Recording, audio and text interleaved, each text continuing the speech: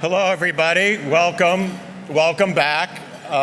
Thank you so much for being here at today's luncheon entitled Investing and Leading Amidst Uncertainty. So this is a critical time for the MIE family to be discussing how we both invest and how we lead. While the impact investing community is standing strong, it is without question operating in a highly challenging environment. Yesterday, we recognized MIE's 20th anniversary and the extraordinary growth of the field. Today, we want to reflect for a moment more on the journey of MIE over the field over the last 20 years. And we conducted a member survey before the conference that many of you completed, and I want to very briefly share some high-level results about that survey.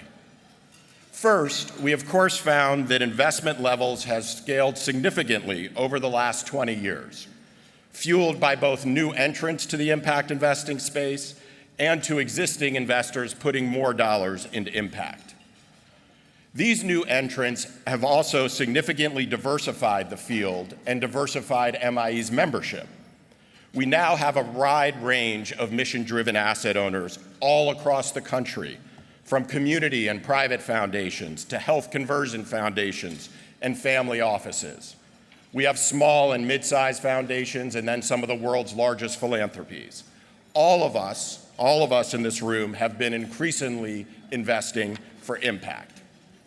Now, one of the most exciting things about this survey is that we found that despite the political and economic uncertainty, 98% of the survey respondents expect to either increase or maintain their commitment levels to impact investing this year. So 98% of you in the room and others are staying committed despite the pushback.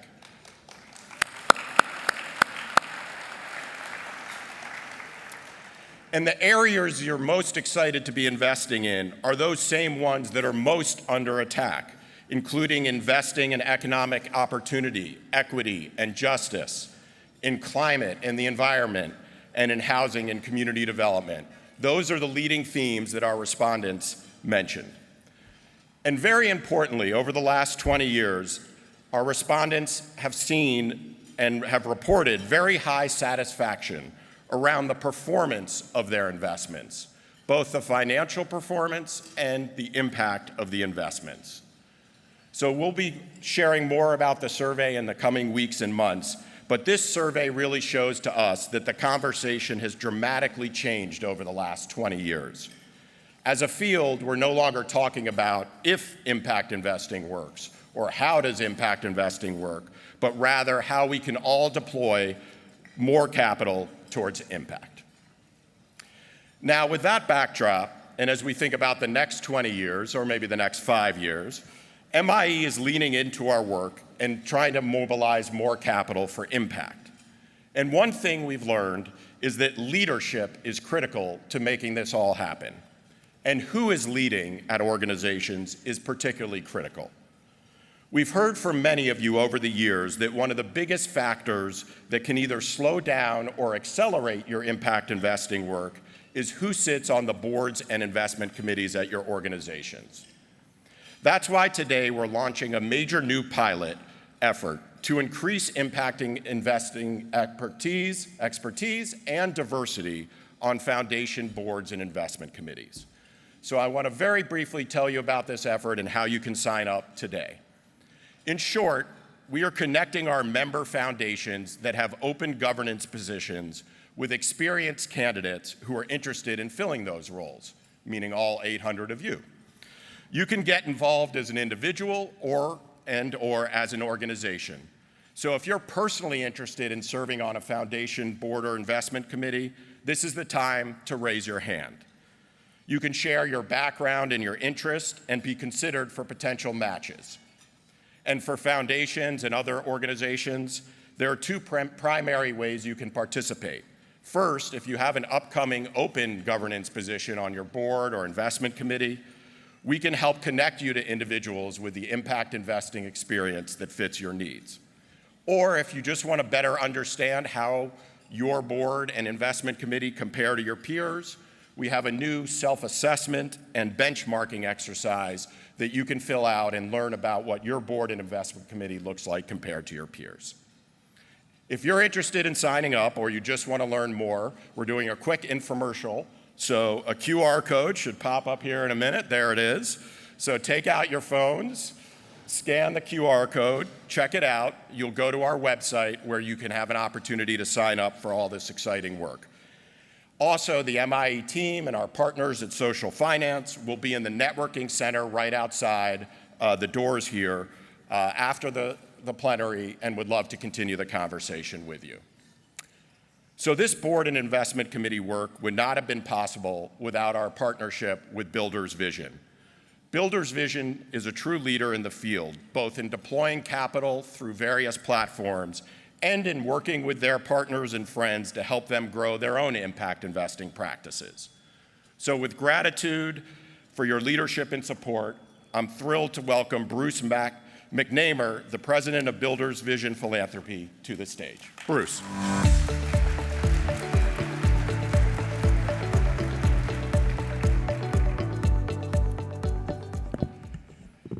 Well, thank you, Matt, and happy 20th, MIE. We're going to be talking this afternoon about resilience during uncertainty. And indeed, these can feel like perilous times.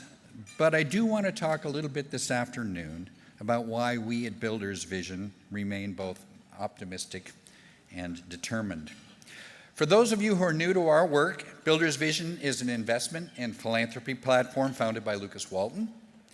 We believe in the potential of markets to powerfully scale new solutions for a sustainable planet.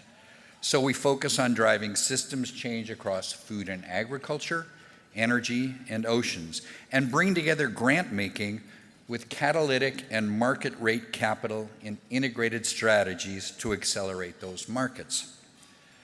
So I run philanthropy, but I spend a lot of time on various of our investment committees.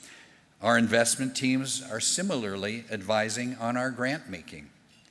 We create shared strategies. And I know this integrated approach has a lot of resonance for people in this room. It should. We have, from the jump, had the chance to learn from and partner with MIE and so many of you. And like so many of you, over the past couple of years, we've seen some pretty strong headwinds. It has been hard. We have seen this particularly through the lens provided by our grantees and our companies, with programs gutted and massive federal cuts in climate and other sustainability efforts. We've seen fundraising cycles prolonged, buyer commitments curtailed, markets wildly more volatile, DEI efforts under new scrutiny.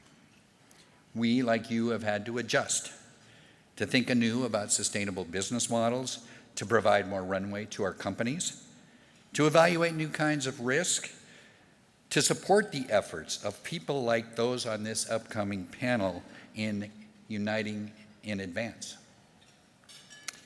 and to seek out new partners and unlikely alliances. Underlying this all is our own commitment to staying the course. But staying the course can sometimes feel like standing still. And the real opportunity here continues to be what it has been all along for the impact investing field, to do more with more and to get better at what we do. We have to keep upping our game. We have to compete. We need to innovate and to improve. That's the only real guarantee for our continued relevance and progress. We see how this works in the sustainability space. For autos, EVs are emerging not just as the sustainable choice, but as better performing cars. Solar, wind, and other renewables are now cheaper, more scalable, more geopolitically secure than fossil fuels. DEI is not just the fair thing, but the key to unlocking more productive, imaginative, and agile workplaces. In the end, the better solutions will out. So how do each of us become better impact investors? This is a question that MIE has been asking and answering for 20 years, others in this room a lot longer. But new examples abound. Matt mentioned MIE's new initiative around matching impact investing talent with foundation investment committees. Builders is proud to have helped fund this work. We're working with social finance and the University of Chicago on new analytical tools to help traditional grant makers understand and evaluate the impact in impact investing. Many of you continue to identify and allocate to emerging managers in the impact space. They make us better. We need more of that. At Builders Vision, we're shaping a program to expand training and opportunity for mid-career finance professionals who want to move into climate investing.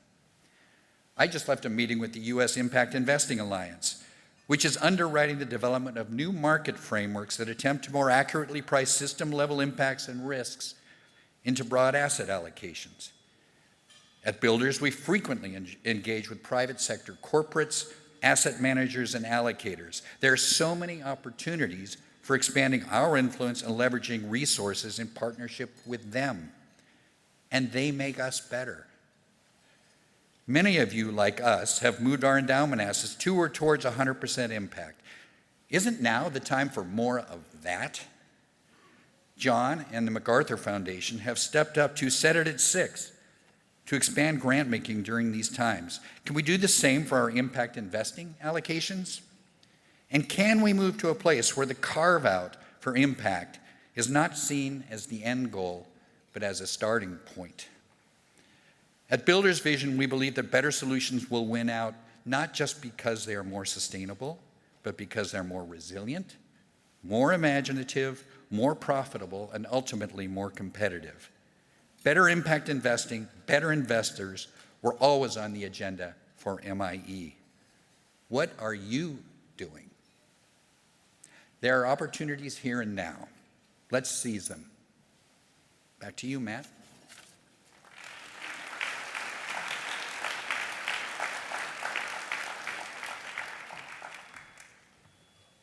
Thank you, Bruce, and thank you for Builders upping the game, and for all of you in the room to seize this moment. We have now 4 other esteemed leaders who are seizing the moment to have a conversation about where we are as a field, and again, how the field should both be investing and leading during these uncertain times. I'm pleased to welcome John Palfrey, a longstanding MIE partner and friend, who will be moderating this conversation with Shanesha, Tonya, and Stephen.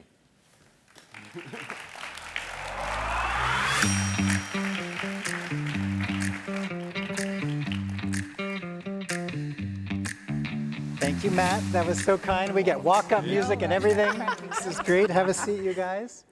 Bruce McNamer, you just threw down the gauntlet. I heard you do it. I heard you do it. More on that to come. But thank you, everybody, for the chance to be with you here on this incredible main stage, looking out on a fully packed ballroom. If anybody is watching this online or later, you will know this is absolutely, every seat is committed in here. We're so lucky to be talking about investing and leading amid uncertainty with a really incredible group. I am joined on stage by people that you know well, but down the end there, and more on each of them, Tonya Allen, president of the McKnight Foundation. Let's have a round of applause for Tonya. Woo is right. She has fans out there. Stephen Hines, in the last few weeks of his leadership as the president and CEO of the Rockefeller Brothers Fund. Stephen, congratulations. Thank you. And somebody very well known to this crowd, Shanesha Sauls, who is the president and CEO of the Baltimore Community Foundation and chair of the MIE board. Shanesha, thank you. I'm really psyched that we get to talk about leadership in these times, but I want to pause for a second on MIE. Matt, to the staff of MIE, to the board, congratulations on 20 years. You are responsible for a lot of people doing a lot of great impact investing and more. And if Bruce McNamer is right, more still to come. Just a huge round of applause for the staff and the board of MIE. Thank you. So we are talking about bold leadership in uncertain times, and there really is nobody I would turn a first question to on this other than my friend Tonya Allen, who deserves so much of our admiration and thanks for the way that she has led, not just on a national level, which Bruce alluded to along the way through Unite and Advance, but I think if we all reflected on the months, not just year, but the months we've just come through, nowhere has the leadership been more required than in Minneapolis. And at the center of what has happened in Minneapolis in pushing back on authoritarianism there has been the not-so-quiet, quite proud, quite powerful leadership of Tonya Allen. And Tonya, I wonder if you could just reflect for a moment on the leadership that's been required in turbulent times, two of the most important civil rights moments the last, whatever, decades in your city, and how that connects to what we're talking about today. Great. Well, good afternoon, everybody. And I would also just say I'm glad to know my big mouth finally came in handy. I'm going to tell my mother that when I get off of stage, I'm going to call her and say, you told me to be quiet too many times and it didn't work. And I also just would say I am also extraordinarily grateful to all of the leaders that are on the stage, because everyone is standing up and asserting themselves right now when there is so much uncertainty. And I could not, with good conscience, not call out, in particular, John Palfrey. He's been my partner, my dear friend, and beloved brother. Someone called us fraternal twins today. I'll just say this about the moment, that this division that we're facing in our country is not unpredictable. And we find ourselves, that it's also not inevitable. It was manufactured. And so when I think about there are a set of powerful forces that are profiting from division in our country, and they are hoping that we all will respond to that division, and that we'll respond when I try and think of them as the 4 S's, that we would first separate ourselves from each other. Second, that we would soften the ask. That we basically lower our expectations about what we think this country should deliver. And the third is that we would shrink our vision, and that we would, fourthly, sit small and wait on it to be safer. And I would just say, when you're in unpredictable times, that's actually not the time for you to shrink. It is the time for you to get bolder. That's just basic good business advice that people get all the time, is that when you're here, you have to make bolder decisions and bolder activities. And so I think that that's how I have been viewing the moment, in particular as a leader, not only nationally and also locally, is that we have to be bolder in the moment. And bolder means not that we're foolish. It doesn't mean that we're just going out there, that we should be principled, that we should be anchored in our values, that we should be prepared. And I think that what you saw in Minneapolis and across the Twin Cities and across greater Minnesota in general is that you saw preparation. We knew what was coming because we were talking. We did not separate. We talked to all of our allies across the country, including John, who was experiencing this in Chicago. We saw it in California. We saw it in Washington, D.C. We talked to everyone and said, what are you experiencing? What did you wish you could have done differently? What are you learning from this moment? So that when we were peeking around the corner from Minnesota, we didn't know that they were coming, but we knew that if they came, we would be prepared. And I have to give great credit to our team at McKnight, who actually talked with our partners. And a lot of times we see the images of Minnesota and we see all of the people who are on the street. But I want to make sure that we all know that the reason that people were on the street was because there were a group of immigrants and people of color who were planning, who couldn't be on the street, who created the structures and the platforms for people to show up. And that really was a deep investment in several organizations who have been organizing for years and provided constitutional observation training that was also focused on being nonviolent, but it was predominantly focused on protecting our democracy. And what I would say about what I learned in Minnesota is that democracy is not fought all the time in hallowed hallways. It's also fought on doorsteps, on neighborhood streets, in commercial districts. that what we are seeing before us right now is that we have to bring our fight to the places where they're coming, and it's no longer in a courtroom. It is showing up on people's doorsteps. And the last thing I would just say about this, as I think about the work that we were doing in Minnesota, and you'll hear more about it, obviously, as we go through the panel, is that what I think our responsibility is as leaders across the board is to do three things. We have to name the issues that we're facing. We got to narrate it, because I don't think that people are always putting together all of the pieces. Everything that we think people know or that they're going to learn isn't going to show up that clearly. So we have to be the ones that are both naming it, narrating it, and then we got to also give a plan going forward. So what's the navigation? And that navigation isn't always clear. Like sometimes I'm like, I don't know what our navigation is, but I know we're going to make a choice that's going to be grounded in our values. I know that it is extraordinarily scary out there, and I know that you are scared. I am scared. But despite being scared, it doesn't mean that we're going to fall back. So having just some clarity and some confidence and I can't think of the other word I want to say, but this notion of just having a constitution to be able to stand up during this time, and knowing that courage isn't the absence of fear, it's actually when you push through it. Well, Tonya, I think that's a round of applause for sure. I think what you've modeled in so many ways is how to be a national leader who is so grounded in community that there is more strength from that. And it's really an extraordinary, extraordinary story still unfolding. And anywhere that ICE invasion goes, they will have you to learn from as well, which I think is really Well, we're powerful. writing a playbook for you about like what we learned and how you can have it. And I am a big believer, John, that the local saves the national. That's the way forward.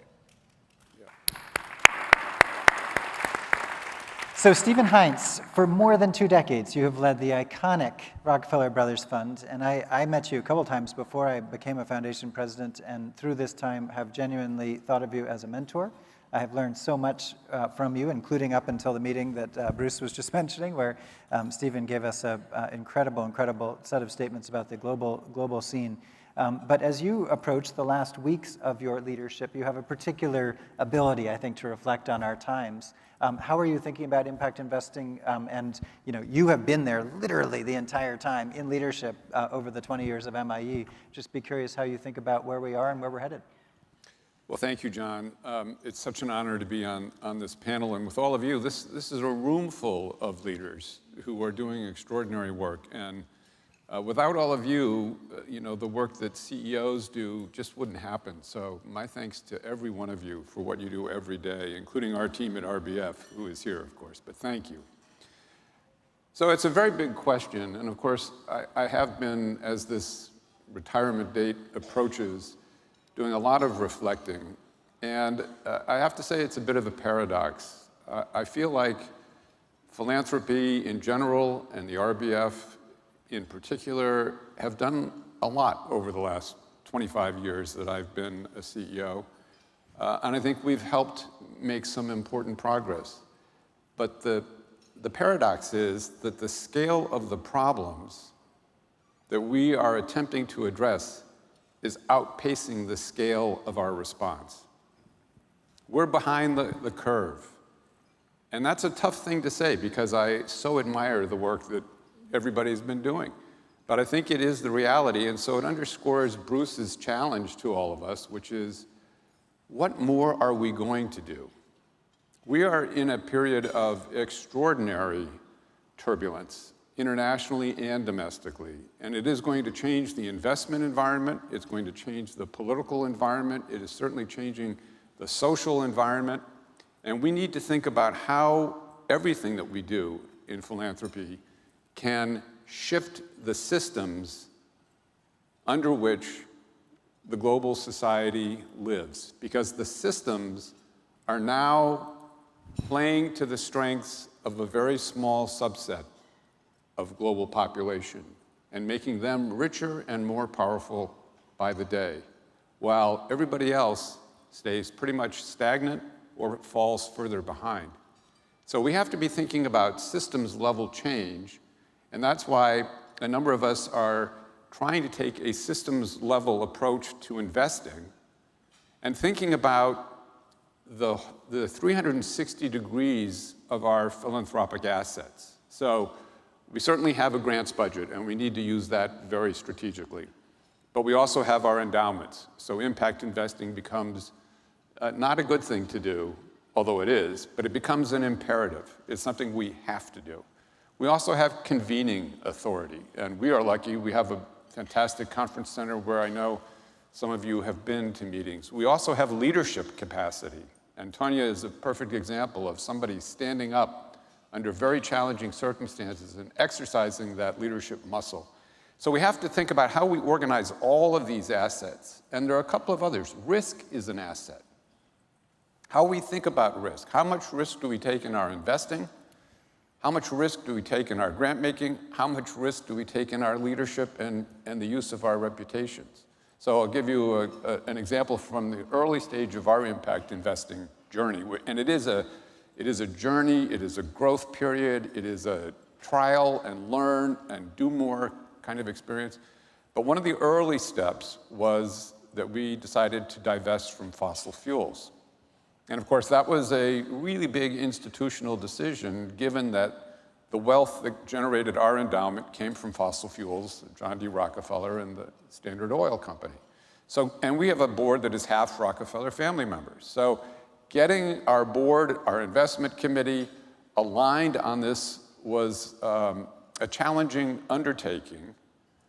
But once we got it over the line and we made the announcement, the value of it was not the amount of money we were pulling out of the fossil fuel sector.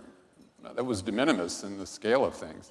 It was the reputational asset that we were deploying, that the Rockefeller family and one of its premier philanthropic institutions was divesting from fossil fuels. So thinking differently about all the different asset classes that we have as foundations, and how do we deploy them? And impact investing has just become core to that philosophy. Amazing, thank you.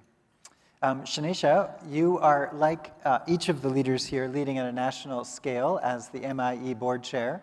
I think you might have taken the baton from my friend Ken Jones in that role. Try not to mess it up. You know, look, you're messing it up. It's gotten even bigger and better, strength to strength. But also, just as Tonya put it, your work is local. It is place-based. And I'd be curious how you are thinking from your perch in Baltimore about the lessons of place-based impact investing in this challenging environment today. Yeah, so I mean, I think as all of our panelists here have alluded to, and it is an honor to be with the both of you, and our eyes and hearts were with Minneapolis, and your leadership, Tonya, was just amazing. So we've been in a long season of disruption. So as I reflect on the last 10 to 12 years in Baltimore, 8 of which I've been in this role, we've had about 5 crises or disasters, which averages to about 1 every 2 years. And I don't think that we realized in each of those disasters that they were a dress rehearsal to the moment that we find ourselves in right now. So the first of the last 10 or so years was Freddie Gray. And it's still a very painful memory.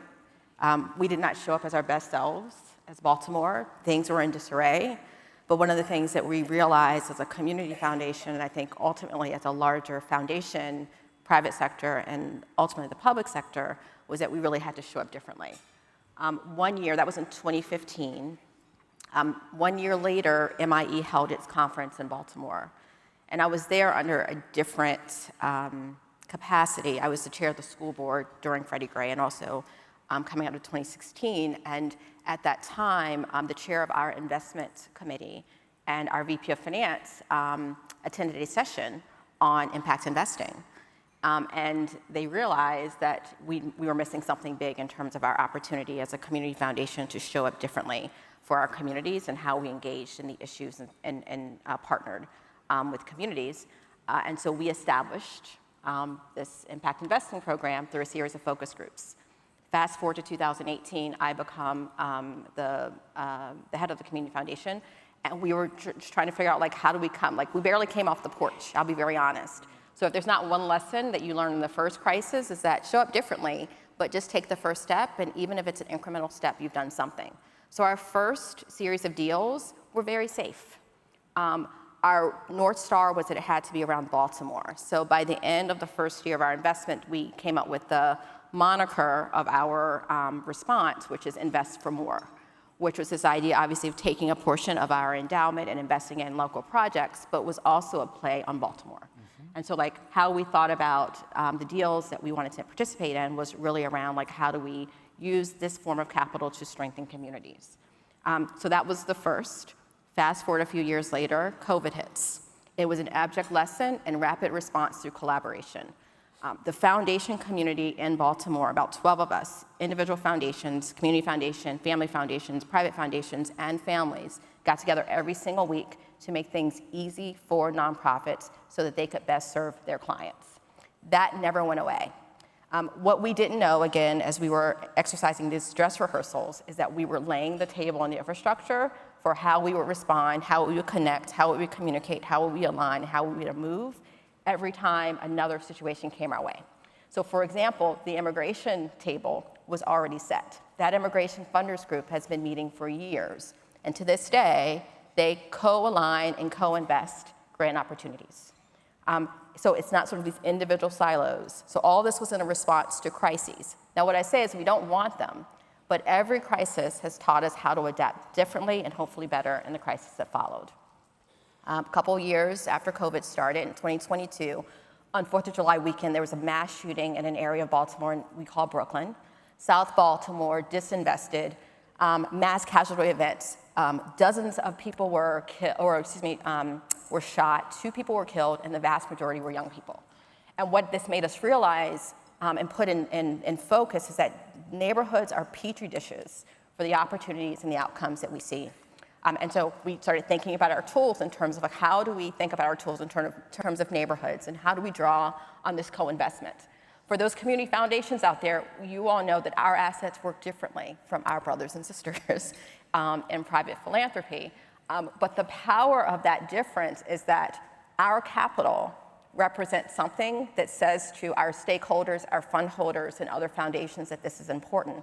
So what we recognize is that we could use portions of our carve-out to invest in neighborhoods, for example, but we could invite donor-advised funds to lock up a portion and co-invest with us. We created a special impact fund that's just for donor-advised funds to lock up on particular deals, and we started sharing our due diligence with other foundations to the point where now not only are we making joint decisions on grant opportunities, but we're also passing around opportunities to co-invest in building capital stacks for our community. 2 years, not yet 2 years after the Brooklyn shooting, we woke up one morning and the Key Bridge had just collapsed. It killed 6 people. It forever traumatized the 2 survivors. Those families are still grappling with that loss. It cut off a major artery where there are 3 major jurisdictions that are connected by the Key Bridge. And if you know anything about that geography, they are isolated. They're in a post-industrial area. They are largely low-income, poor, and blue-collar, and I mean all of that in all the iterations. And it also closed what we thought was going to be semi-permanently the Port of Baltimore, which is a major port that provides, that's a conduit for commerce, not only on the East Coast, but throughout the country. And within days, we aligned. This time, it was foundation community, the private sector, local and national philanthropy, many of whom are in this audience today, and government at every level. So the Biden administration, the federal government, the state government, and 3 local jurisdictions. And I'll tell you, to coordinate that kind of response, to do so thoughtfully, intentionally, strategically, requires lesson learned that we understand our strengths, our assets, our accountabilities, and you know when to take it on the chin, and you're always humbling yourselves. And there was so much to be proud of out of that particular incident. We were also able to deploy some of what we knew about impact investing to respond to, for example, small businesses. So we wanted to support small business resilience in those 3 jurisdictions that were affected. We were able to tap our 3 fund managers. One was a fund manager and 2 were CDFIs that we'd already worked with. And I gave them a call and I said, look, we want to build something. I don't know how to build it. I didn't tell them what to do. We got in a call every single week and we just co-designed it together. We had a single application, we had a single criteria. We worked with the governor's team to make sure that we could address fraud, we could address any kind of duplicity with any kind of, duplication with any kind of public sector work in order to stand up something very quickly to provide support for these small businesses. They were grants, but the skills that you learned and that we learned in impact investing allowed us to understand how we could deploy that tool. And then a year later, we found ourselves with a new administration that was slashing and burning federal budgets, and recognized that I'm in Baltimore, Maryland, in case I didn't say this before, and a huge portion of our economy is driven by, we're feds, eds, and meds economy. So no one was left untouched by that. And then we were also dealing with the crackdown on immigration, watching very carefully and preparing what's going on in Minneapolis. And what we realized is that our early investments in making sure that there were microloans and microgrants to immigrant communities, we're able to shore those up. And we're continuing to talk to those partners to make sure that and their loan actually sunsets this year, and we're already in conversation about extending it with very little paperwork and otherwise. So I will stop there. Many dress rehearsals just to say that everything that came before prepared us for the moment that we're in today. And so we're agile, we adapt our tools, we communicate, we stay humble, but we stay focused. Amazing. So much wisdom in all that, Shanesha. Thank you. Those lessons suggest to me so many ways in which there are superpowers in community foundations, and you're tapping them all for the good of communities. Okay, so I know that panels are the worst, right? Everybody hates a panel. We're going to make this really, really good, as you've seen so far, but it's going to get even better because I'm going to ask you all to accept some risk on this panel. Stephen put this word risk out there. Thanks. We all need to act to it. Thank you. It's all on Stephen. He's at the end of his time, 8 weeks. It's easy for me. What can they do to him? Me. They daring them to fire him. No. What have I got to lose? But maybe let in to the room those who may not be in the boardroom all the time, and we as presidents, of course, are. Earlier today, we had the President's Council on Impact Investing, and we were talking about this question of risk. How do we assess the risk that we face in the current environment? And how do you think about risk and opportunity in this time? And Stephen, because you raised it, I'm going to go to you first, and then Shanesha, and then Tonya to wrap up on this question. But risk in the boardroom, and the more you are willing to share in a slightly risky way, the more it's encouraged. I wish I hadn't brought the topic up. No, I do think that we have to think of risk as an asset, meaning how can we deploy risk? How can we use risk to actually stimulate change? And in our case, we went to the board, I've forgotten what year it was, but it was probably around 2018 or 2019, and actually had a whole board meeting segment devoted to a conversation about risk, where we looked at risk not only in our investment, which is a kind of a traditional question, but also in our grant making, in our operations, in our reputational profile, in our leadership. And we kind of came to a really good place with the board that set a framework that we wanted to be risk ready. We wanted to be risk forward, that was a way of magnifying our impact. And it was fortunate that we had that conversation because we got tested, especially in recent years. And to John's question of taking some risk on this panel, RBF is a grant maker that makes grants in basically 3 key areas. We support the strengthening of democracy, we fight against climate change, and we try to promote peace in conflict zones. And one of the conflict zones where we've been working for a decade or longer is Israel and Palestine.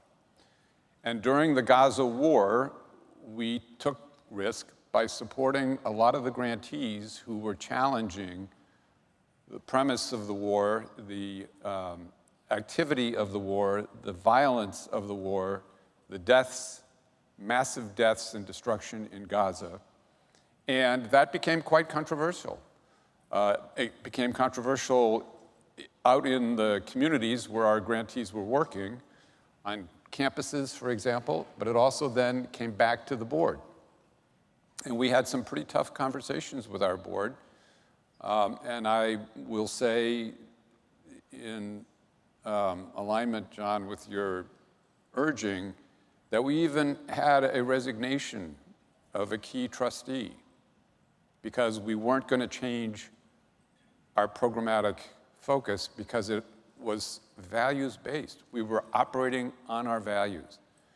And it was tough to lose this trustee. And of course, as the CEO, you take it as a bit of a defeat. And you also worry, is this going to be, is this going to be contagious? Are other trustees who are also nervous about this going to say, well, maybe I should leave as well? And I'm very proud of the fact that we stood for our values. We did not change what we were doing. We regretted the loss of the one trustee. No other trustees joined in the resignation. And so we maintained a consensus, which I would describe as a fragile consensus, but we maintained it. And we did it because of our values.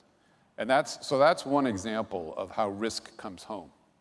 And I do think that it was a good test, because if we don't stand up the way Tonya has stood up in Minneapolis, and the way extraordinary leadership is standing up in Baltimore, and John's leadership nationally as well as in Chicago, this is what we are called on to do in these times. This is a moment of huge risk. We actually, and I hate to say this, but we are at a hinge moment where I think we risk losing the democracy we have. And if we don't defend the democracy we have, we will lose the opportunity to build the democracy we need. And so I think every one of us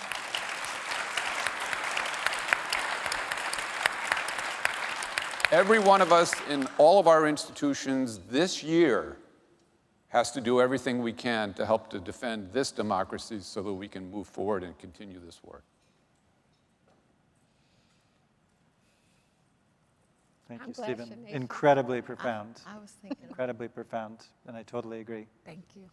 Shanesha, hard act to follow, but risk in the boardroom, how it's come up, how it's shown up, and or riff on Stephen's invocation. Yeah, so it is a tough act to follow, and I won't even try to match it. That is an exceptional story, and thank you for your vulnerability and your leadership and your determination. And that says a lot about you as a leader and the trust that you've built This is why in your organization. I told somebody this morning, he said, you're overdressed. And I said, my theory is dress like a banker so you can act like a revolutionary.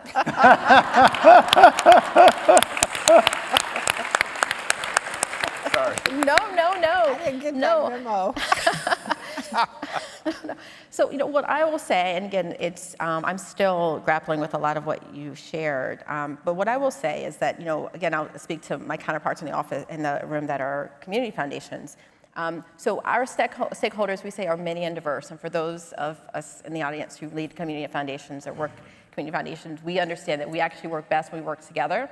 So part of our task is a constant engagement with people who disagree.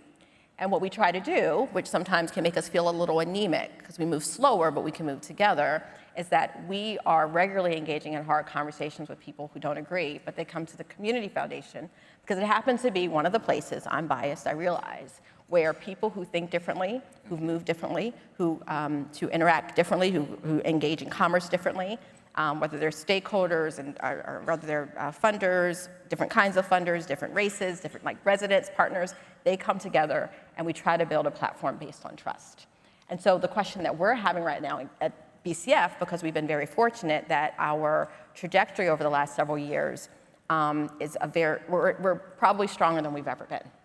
And we're also in a position where we can pretty much do what we want. And so the conversation that we're having in our current strategic plan is how do we make a difference? Right, so the framework that we put out that I often say to my board and to my members of my staff, besides win anyway. So we always say my mantra is win anyway. And if you fail, as long as you learn something so you can win the next time. So that's the first thing I always say, because I have at least one colleague in the audience who will remember that I'm a big win anyway, sports and all other things. But the second thing that I say is that we have a number of choices. We can be a strong and thriving community foundation in a declining city, We can be a weak, declining community foundation and a declining city, or we can be a strong, thriving community foundation and a strong and thriving city. And the last option is the only one that we will accept. So it is going to require that we figure out how to use our tools, whether it's impact investing, our grant making, who we grant to, how we grant, how decisions are made, how I build my team. Like for the first time, I just hired somebody with community foundation experience. For a while, I would not hire anyone with community foundation experience. I want someone who had done something. I wanted someone who had raised money. I wanted someone who had worked with students. I wanted someone who knew that their day-to-day decisions, because ours people don't live and die by what we do. I hired people that the decisions that they made in their former job determined whether or not somebody was going to learn, whether or not they would thrive, whether or not they were safe. So now that I've got this team and now we've got this organization exactly where we want it to be, and I think we have the trust, although we never take it for granted because it can be tenuous, now we have to figure out how do we use our tools to do something, and it might mean that none of us are a part of that future, and that's the risk that I'm willing to take. And what I'm so excited about this particular strategic planning process is that it's not about me and whether or not I'm in the seat or whether anyone else is in their seat. We're actually creating something for the future, and so that's the risk that we're going to take. Super compelling, super exciting. Thank you. Tonya Allen, I had the great honor of coming and presenting to your board, and I began by saying that I had the best board in the entire world at MacArthur Foundation. And you grabbed my arm, and we had an arm wrestle because you said you had the best board. And I will confirm that you have a baller board. Bring us into the boardroom that is supporting and standing with Tonya Allen. So I think the first thing we did when we started thinking about risk at the foundation is to move from this notion of risk mitigation to risk intelligence. So we're inherently, everything we do has risk. And so I remember one of my board members said to me, well, shouldn't you bring all of the risky things to us? And I was like, well, I would bring something to you every single day. Is that what you want? And the answer was absolutely not. So one was just actually helping them understand what risk is. And I remember one of the kind of breakthrough opportunities for us was that we did a set of scenario plans for our board to go through all kinds of risk. And the issue wasn't, what would you do? The question we asked them was, you're a year out from this. What do you wish you would have done in preparation for it? So you've already experienced it. You already know what the bad side of it is. And part of that really was a helpful shift for our board because I think our board began to think about risk is not being prepared. It is not actually ignoring the fact that we live in a polycrisis environment. And that's the second thing we've been really trying to do is to really embrace this notion that we live in a very volatile time, and it is not going to get any easier, any less risky anytime soon. I'm sorry if you thought it was. When you think about it, even our politics, everything is disruptive. We used to could count on maybe somebody every 16 years, one political party, maybe 8 years. Now we're down to 4 years where we're swinging before. So nothing is for certain. And so part of what we've been thinking about, what does it take for us as an institution to have the kind of agility and freedom that we need to be able to respond to crises, to disruption, to risks that are going to show up on our doorstep and we weren't anticipating it. So that's how we have been talking about this. And also, are we freeing up capital so that we can actually be able to respond to risk? John had set it at 6 with a lot of foundations had already followed that pathway on that, which is just for those who aren't in philanthropy, we are required to pay 5% out, and he was suggesting through his leadership that at minimum right now we should be paying out 6% of our assets. And so McKnight had already decided that we were going to spend more. We were actually spending about 7.5%, a little over 7%. And our board this year decided to pull out of the endowment again, even beyond that 7%, because we had a crisis come to our town. We needed to respond to that. We have a crisis that's going on with our democracy. And I think what a lot of foundation board rooms would be talking about, like, well, how do we preserve the endowment? How do we protect the endowment? And don't get me wrong, my board is concerned about that too. But I think that our board sees the endowment as a tool for action, not a reason for caution. It actually is our freedom. And if we aren't using and thinking about that, and only thinking about institutional preservation, we can't grow the mission. And that's why we invest. We invest to grow the mission, not so that the money can sit nice and safely in index funds or whatever. So part of what we have tried to do is to be able to think about, like, what does it look like for us as an institution to shift and to change? And I will tell you, our board has responded by saying, like, I've never won, like, it feels risky, we're ready, and we're 10 toes down. They are feeling like we have never been more proud of the McKnight Foundation because we have stood in the moment, and we know that our investments matter, that our investment is mattering not just in Minnesota, it is mattering across the globe, it's mattering in Washington, it is mattering across the Midwest. Being this kind of place-oriented foundation means that for us, ultimately what we're trying to think about is, like, does it matter for the people? And I think that, if we don't act, what is the risk to the people that we care most deeply about? And so that's how we've been approaching risk. And then the last thing I would say is also increasing our investment risk. McKnight has been known for a really long time for our impact investing portfolio. And we had a $50 million PRI budget. We had been moving our endowment. But that first $50 million was really debt PRIs. We hadn't really exposed ourselves to different kinds of risk, even in our impact investment portfolio.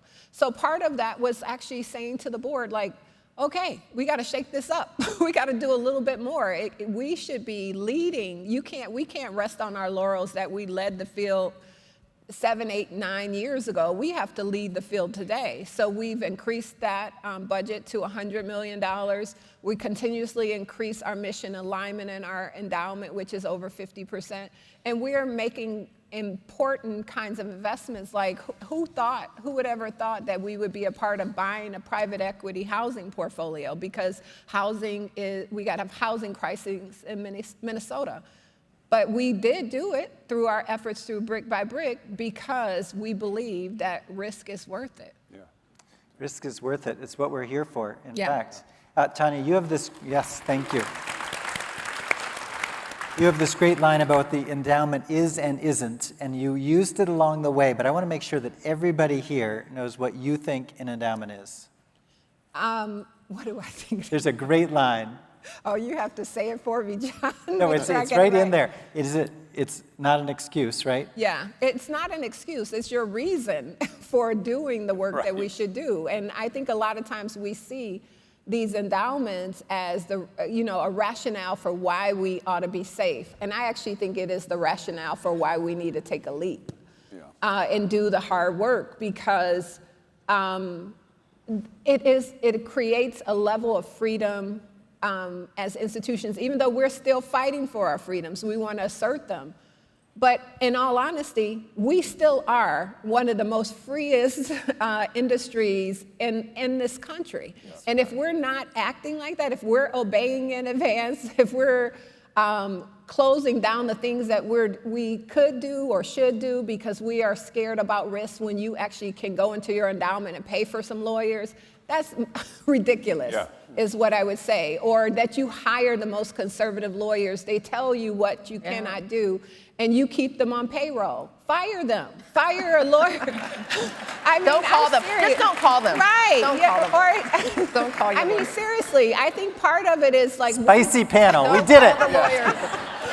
Fire your lawyers. The last thing I would just say about this, we should not be waiting on people to tell us to stop doing something. You should be hiring people to tell you how you can do it. That's right. And that's the main thing. Stephen, jump in. I just wanted to That's a very Shakespearean notion, of course. Fire the lawyers? Yeah, fire. It is, I think it's used to kill the lawyers, might be the it line. was We'll, a little- we'll go with fire them. It was a since little more violent. John's a lawyer, so I don't want to kill him. I wanted to give a shout out to Matt and MIE for the new initiative about helping to find talent to place on investment committees and boards. And I want to tie it to a story that makes this very real.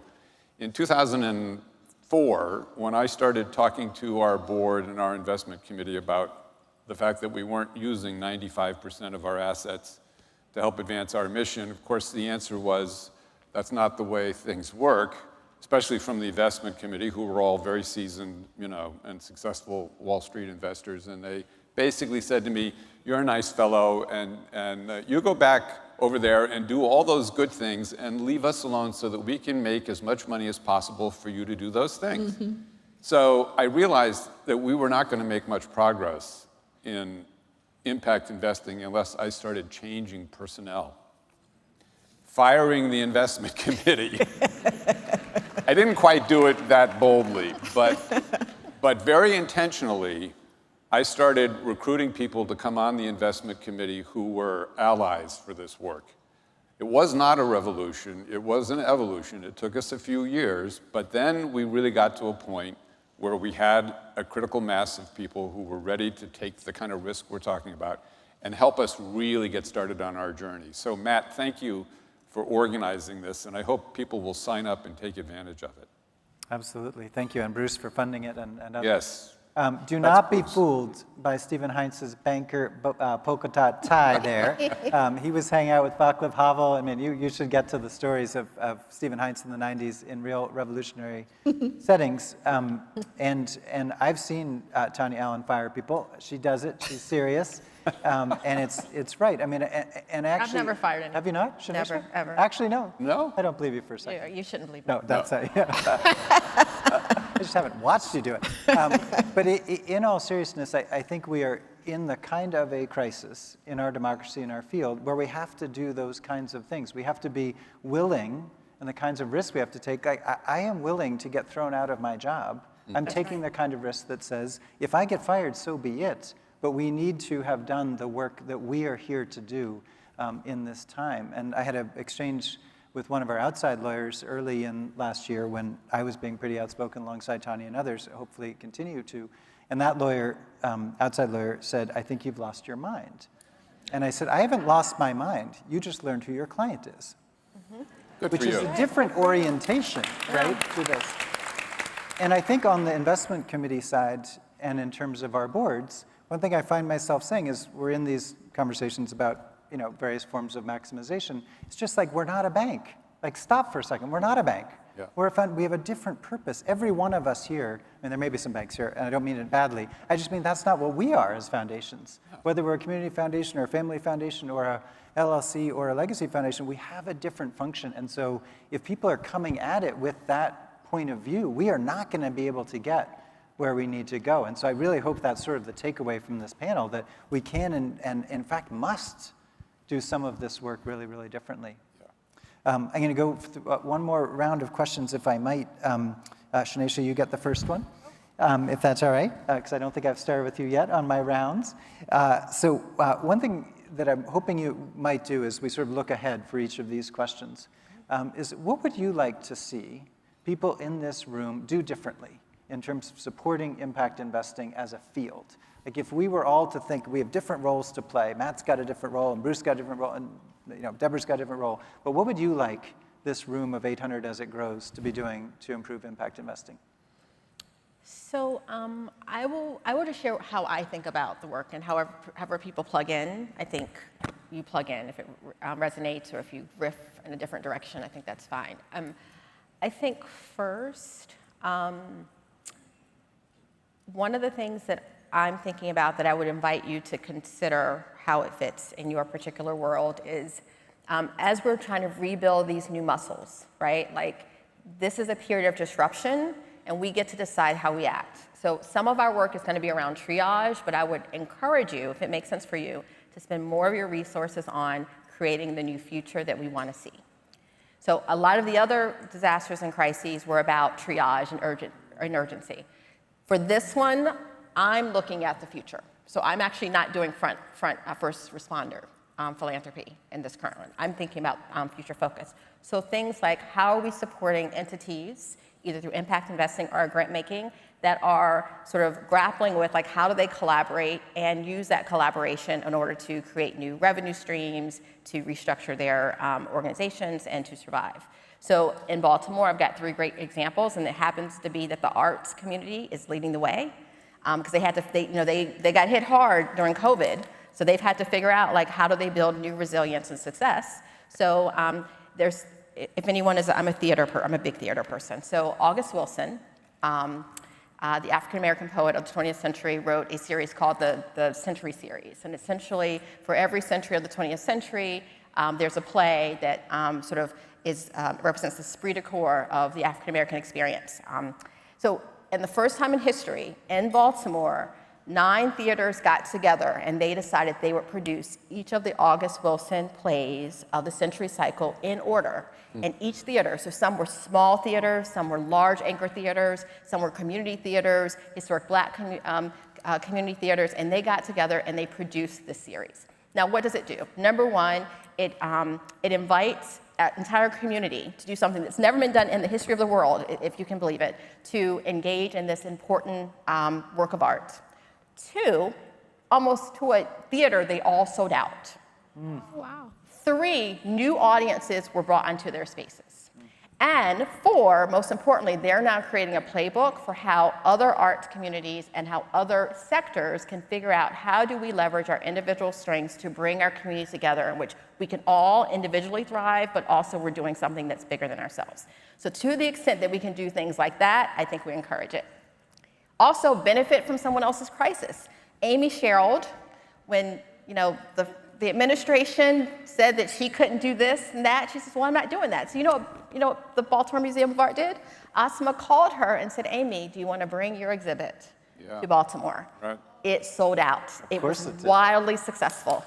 Another museum is doing the jewelry of Wakanda. And all this is about bringing like new audiences in new ways. And like they're creating a new playbook for success. So to the extent that our grant making and our impact investing can do that, I would encourage you to do so. In terms of specifically around impact investing, I would encourage people to think about the new safety net that we're going to have to weave. We're going to just have to weave a new safety net. I'm not smart enough to figure out what that future is going to be, but if we can use our tools to figure that out, get the best people in the room, in the community to figure that out. The other thing that I would encourage us to think about are nonprofits that rely on reimbursable grants. Now, this is concessionary lending, so for those of you who don't do that, you can close your ears, but for those of you who are open to it, they're nonprofits that rely on public sector dollars. Those are already pressure dollars, but the reimbursements can take forever. So if you can deploy some of your funds to do lines of credit for those nonprofits, that's something that I would ask you to consider. And again, just think about the new playbook, right? Because, this is a crisis, but someone always wins, and why can't it be the communities that we want to serve? Hear, hear. So good. Absolutely. That August Wilson example is pretty beautiful. It's great. And one thing during this crisis I've been sort of waiting for, and we're funding a little bit, but is this idea of creative response, like how the artists are going to help us remember this time, lead us out of this time. And this is a great example of that. I'm going to come to you next, Stephen, because I think Shanesha really teed it up. I am wondering if you could speak, as someone who has been around this particular block, to the people in this room, and I understand that there are about 300 of them who are here at MIE for the first time. And if that number is wrong, MIE staff, that was what I was briefed on. You can blame my briefer, whoever wrote it. But in any event, there are lots of new people, and MIE has been growing over the years from 300, 400, 500, 600, 800, now we have 800. The new people in the room, what advice would you give them, having seen the arc that you have seen? Well, first of all, welcome. I'm really thrilled if there are that many people who are joining this community and eager to contribute to it. And I would really invite you, because you are new, you are bringing new ideas to this work. And we really need that. We are in a period of destruction of lots of things. And what we need in response is a real commitment to creativity. And we have to be creative in our grant making, we have to be creative in our investing, and we have to think about the future and what we're going to build out of this destruction. That's the opportunity. You know, we can build something better and different and more impactful. And so all of you who are new, don't hesitate to throw the crazy idea on the table. Challenge the institutions that you're working in, and be part of a learning community, which is MIE and others, so that as a field, we move forward. And here's one last thing that I want to say about the future. Philanthropy is going to undergo massive transformation in the next decade. Just in this way, as one example. The estimates are that in the next decade, $38 trillion of wealth is going to be transferred from one generation to another. And we know that a lot of that will go into philanthropy because of tax laws and hopefully because of some altruism. But what worries me is how will it go into philanthropy? How will it be used? How will it be governed? How transparent will it be? And how will it be invested? And how can we as a community drive that influx of massive new philanthropic capital into the channels where it can have the greatest impact? So that, I think, is a real challenge for all of us as we think about the future. It's beautiful, Stephen. And I mean, first of all, we need your ideas. New people, Absolutely. we need new ideas. Put them on the table. We can't necessarily all do them in every institution. But as 800 institutions, we absolutely can do the good ideas, right? As a There's community, no question that's right. about that. But I'm totally with you that there's going to be an influx of capital like we've never seen in the history of the world into our space, Yep. right? Into the work for good. How long ago was Builders founded, Bruce? How long ago?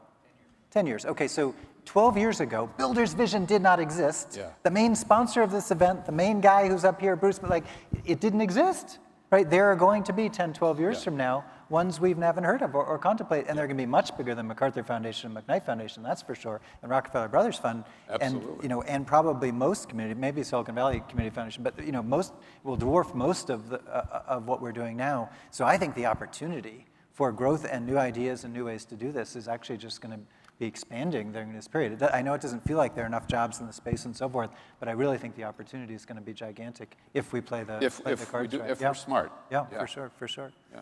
Tonya Allen, you have said to all of us that this is now the time for our sector to show what we are about. And as we've said today, you have been doing that, modeling that. I can't believe you're not more exhausted than you are. You seem and look amazing, but you've been doing it. But how would you describe to this group what our job is right now? What's the assignment, Tonya Allen?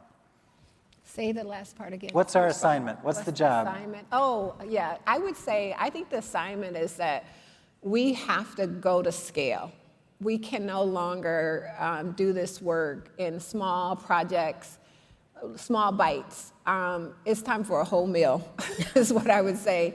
And I think at McKnight, we're attempting to do that through the Groundbreak Coalition. We're going in big. In 5 years, we will probably have invested $100 million in this effort, which uses multiple financial tools to close the wealth gap in Minnesota. And it is a $5.3 billion kind of breakthrough idea. And the reason I'm lifting that up is because it's not easy to come to your board and say, we should, well, unless you're John, we should spend $100 million on this. But the point I'm trying to make is that this is using all of the things that we have learned from across the country, things that we've used in our community, and we're scaling it. We're growing, we're integrating them, we're bringing it all together. And I think that would be the second thing that I would say is that we have to be all in on mission. We cannot have, and Bruce mentioned this, carve-outs off to the side, and we only do this work in these very specific conditions. I actually think that all of this work has to be integrated. We have to pull it all together and make sure that it's a force for good. And that force for good is towards your mission. So how is it that you are thinking about all of your mission? We are just last few years started to investing in democracy. And I'll give you one little quick example. We're entertaining an idea. It made me think about Mr. McKnight, who liked to say that if you put a fence around your people, you'll get sheep. And let me tell you, there are no sheep at the McKnight Foundation. And I suggested to them, like, could we do something on radios? And they have a deal that we're considering right now that's a democracy, PRI, which is about, can we change the way radio stations are showing up in rural communities where it's so divisive, that language is divisive? Can we create something that is more inclusive, that actually bridges versus breaks? And so the point I'm trying to make is, like, take risk, make sure it's intelligent risk, and do it all together in an integrated way. That's the only way I think we're gonna get to this point to address the issue that Stephen said, which is we're behind the ball. We have to be a bit more innovative, a bit more risk-oriented, a bit more creative, and a bit more loving in this time if we're gonna actually meet the moment. True enough. Amazing. Awesome. Thank you, Tonya. All right. We are across from the Atlanta Falcons Stadium. It is the 2-minute warning. We're almost done. So you have under 30 seconds each for this question. High impact investment that you are excited about. Tonya, you gave us groundbreak, but you get to go first, and we'll come down the line. Well, let me see that I'm excited about.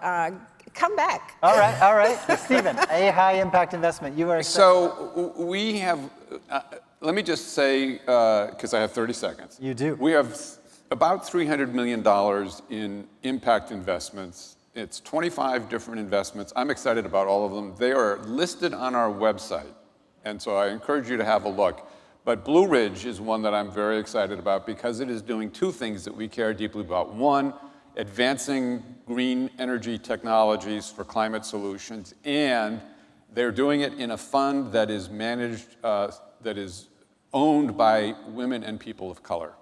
So for us, it hits two of our impact goals, trying to increase the amount of the financial sector that is owned by and managed by women and people of color, and address the climate crisis. Awesome. Both of which are still lawful in the United States of America. So far. So let's keep doing that. By the Just way, don't call your lawyer. Shanesha, is there a high impact investment that you're excited about? And then Tonya gets the last word. So, and as well she should. She so should.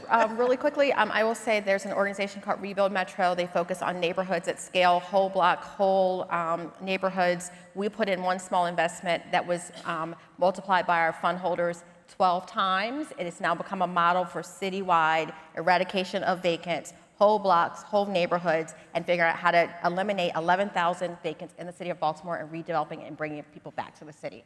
And we're so happy that we're a part of that. Awesome. That is Great. good Fantastic. example. And ours, I would say, we just did an investment with Isuzu, which I think you may have heard Serena talk about. And that investment is actually setting up a short-term loan program for people who are behind in rent. So that if you need to break your rent payments up, whatever it may be, and this is particularly important in Minnesota and Minneapolis and St. Paul because so many people did not go to work during that Metro surge, Operation Metro surge, and so many people are behind. So there are a lot of rent efforts and to pay rent for people, but we also know that this is going to be a long-term lingering problem. So having this long-term solution that people can access is a really powerful example of impact. Tonya, amazing. I asked all of you to betray something that happened in your boardroom, so I'm going to conclude with doing the same, which is always a risk, but I'll do it anyway. But it comes to mind as we're coming to a close. At our December board meeting, the end of a very long year, 2025, I went into the board and I said, the theme for this board meeting is, are we doing enough at MacArthur Foundation? And we started talking about that, and then one board member, her name is Cecilia Munoz, she stopped me. She said, John, that is the wrong question. If anybody knows Cecilia Munoz, she's the board chair also of Kresge Foundation, Freedom Together Foundation. She's on the Joyce board and MacArthur board. She knows what she's doing. Wrong question. I said, okay, got it. She said, here is the right question. The right question is, are we doing all that is ours to do? Are we doing all that is ours to do? And I feel like I can say hand on heart that I am on stage with 3 people who are doing all that is yours to do, and I'm proud to know you all. Thank you. Thank you so much. you. Thank you.